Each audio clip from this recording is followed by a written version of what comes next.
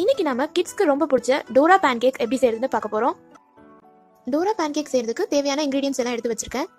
2 egg எடுத்திருக்கேன். இதை நம்ம பீட் பண்ணிக்கலாம்.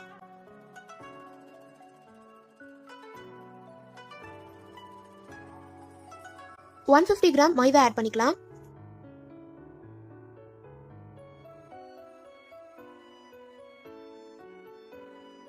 ½ spoon baking powder, 250 ml milk 100 ml ஆகுற வரைக்கும் நல்லா பாயில் பண்ணி எடுத்திருக்கேன். இதை இதில் ஆட் பண்ணிடலாம்.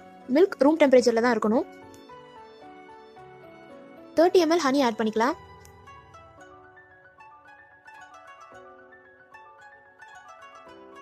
இப்போ இதை நல்லா பீட் பண்ணிக்கலாம்.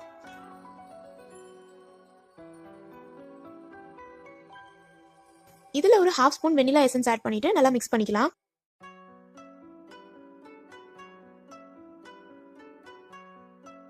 இது ஒரு 10 மினிட்ஸ் அப்படியே வச்சிடலாம். இப்போ பேனை ஹீட் பண்ணிட்டு கேக் பேட்டரை இதுல போர் பண்ணிக்கலாம்.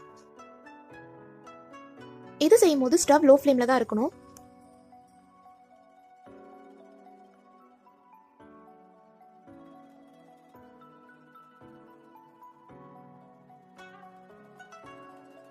இதை ஒரு 1 மினிட்ல ஃபிளிப் பண்ணிடலாம். இதை ஃபிளிப் பண்ணிட்டு 15 செகண்ட்ஸ்ல இதை நம்ம எடுத்துடலாம். இதே மெத்தட் ஃபாலோ பண்ணி ரிமைனிங் இருக்கிற பேட்டரியும் நம்ம போர் பண்ணி எடுத்துடலாம்.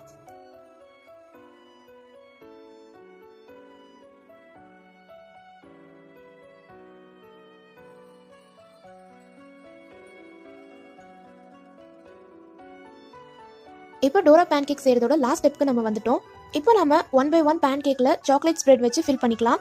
இது ஹோம்மேட் சாக்லேட் ஸ்ப்ரெட் தான். நீங்க ரெடிமேட் சாக்லேட் ஸ்ப்ரெட் கூட வாங்கிக்கலாம்.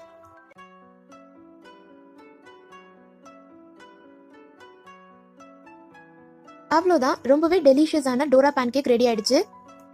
ஜப்பான்ல இந்த டோரா பேன் கேக் ரொம்பவே ஃபேமஸ் ஆனது. குழந்தைங்கள்ல இருந்து பெரியவங்க வரைக்கும் எல்லாருமே இதை நல்லா விரும்பி சாப்பிடுவாங்க. ஸோ நீங்களும் உங்க வீட்டில் இந்த டெலிஷியஸான டோரா பேன் கேக்கை ட்ரை பண்ணி பாருங்க. அது எப்படி இருந்துச்சுன்னு கமெண்ட் செக்ஷன்ல எங்களுக்கு தெரியப்படுத்துங்க. மேலும் இந்த மாதிரி இன்ட்ரெஸ்டிங்கான ரெசிபிஸோட மறுபடியும் உங்களை மீட் பண்றேன். This is star special. Don't forget to subscribe.